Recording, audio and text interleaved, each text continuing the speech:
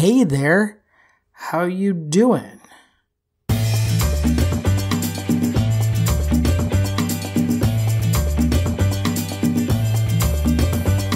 Welcome to Better Humanhood, where we build a better world by building better people.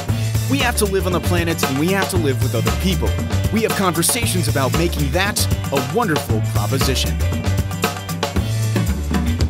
Welcome back to Better Humanhood. I hope you are having a great day, a great hour, a great moment. Make yours a moment, because that's what it is right now. It's a moment. And in another moment, it will be another moment. And you have the ability to make them each great. As you will.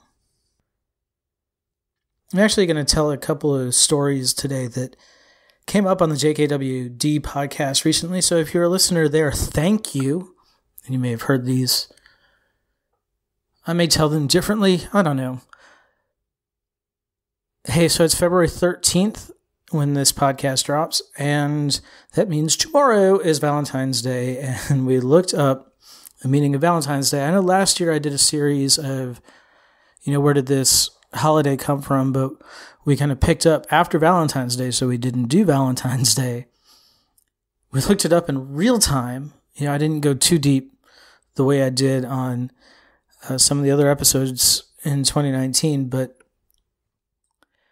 I think a lot of people know that Saint Valentine was Valentino, an excommunicated pope who was excommunicated priest, sorry, not a pope. That's a lot different. Who was excommunicated because he was performing wedding ceremonies for legionnaires. Yeah, sorry to pause there, but the common way of saying it is marrying legionnaires, and that sounds like two soldiers getting married, and that's not what he was doing. He was simply performing a marriage ceremony for soldiers, and that was illegal because the thought was that if a soldier was married, he wouldn't go all out in battle. He'd hold something back because he'd have a family back home to worry about. So Valentino was excommunicated for that, and later, according to his biography on Wikipedia, he was martyred. Guessing that means executed. Just a thought there. And then, I'm not sure what miracles they attributed to him, but enough to make him a saint and to brand a Hallmark holiday. But, as we know with a lot of holidays, Christian, Jewish, otherwise religious, it oddly falls on the same sort of celebration as a pagan holiday. Now, this one is a little bit different.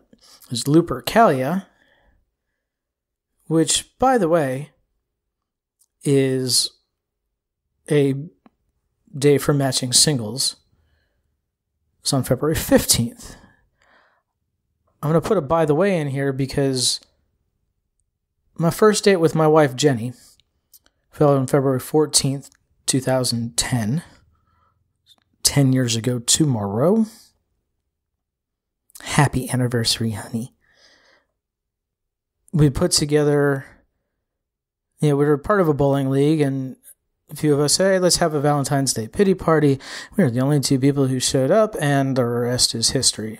Well, there's a lot of stuff in between, but for all intents and purposes, it was a time to get singles together, and that's what we did.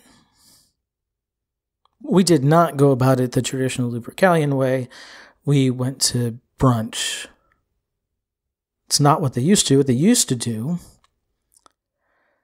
is they would sacrifice a dog and a goat, and they would cut the goat skin into strips and dip it in the dog's blood, and then they'd ride through town giving all the single ladies a good little whack with the blood-dipped goat strips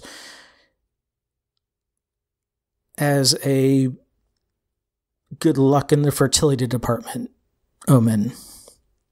Then what they do is they take the name of all the single ladies and they throw them in a big pot, and they'd have all the single men line up and draw a name of a single lady out of the pot, and those two would be paired up for the year. If they got married, great. If they didn't, the next year, lady's name went back in the pot, and everybody lined up, the single guys lined up again. Interesting, huh? I thought so.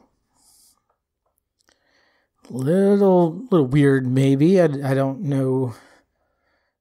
Can you imagine doing this today? Can you imagine taking... Here, just picture this. You tell I do this unscripted? Yeah. Picture this.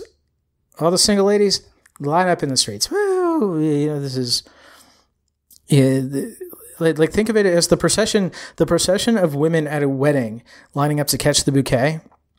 Like all the weddings for the year. Right? Just line all those... Hey, ladies, line up in the street. And here come galloping down the road on a horse with a bloody piece of leather, just riding by, smacking all the single ladies. Yeah, no. I think somebody'd shoot that guy. Just a thought. Anyway, that is the pagan roots of Valentine's Day. And it has come down to candy hearts and chocolates and Hallmark cards. And I got my wife something a little different for Valentine's Day. I'm not going to tell you in case she listens to this, and she won't be surprised tomorrow. So, I guess you're just going to have to deal with that mystery, because I'm definitely going to forget to tell you next week what it was and how she liked it. Pretty sure she's going to like it. Not guaranteed. I went a little bit out on a limb this year. What can I say? So anyway, the story I really wanted to tell was something that we talked about on our JKWD episode with Dylan Barr. He's the author of The Happiness Gap.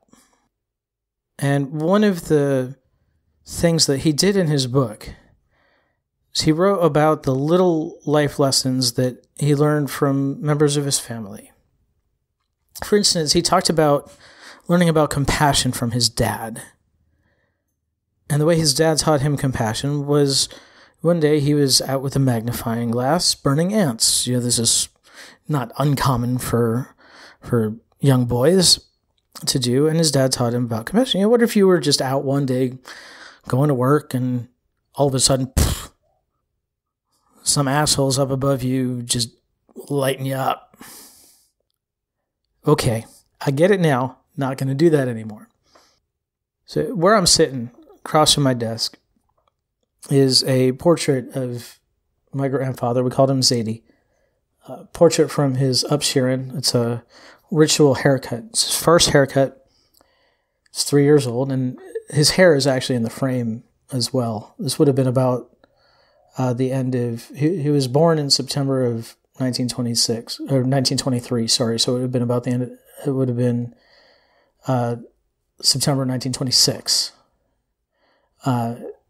that this portrait was taken. I also have a portrait next to him of his uncle Louis, who died in 1923, shortly before he was born. They gave him a second middle name of Louis, so he would have been dead before my grandfather was born. But anyway, when his wife, my grandmother, was dying, she waited until all three of their kids could be by her bedside before she went. And he did the same thing.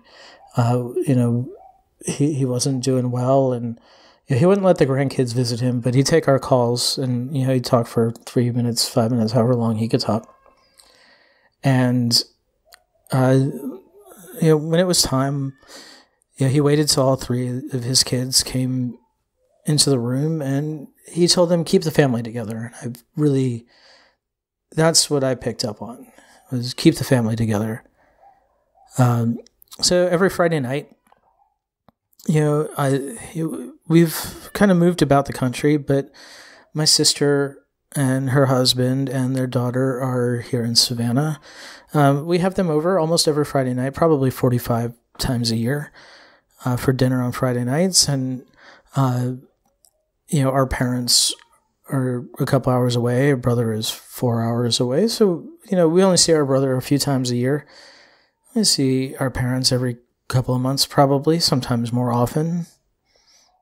And it really gives me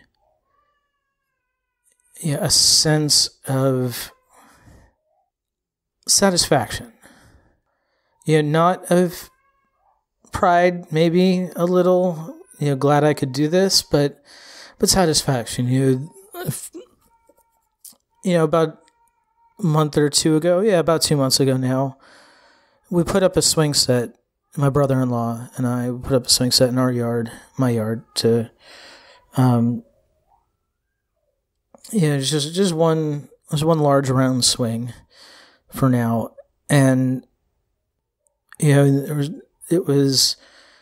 we put that up, and, my sister was pushing my daughter on the swing, and my brother-in-law was playing soccer with my niece, and the dog was running around the yard, and I was at the grill, and I looked at my wife. I said, "This is what it's about. This is, having everybody together like this."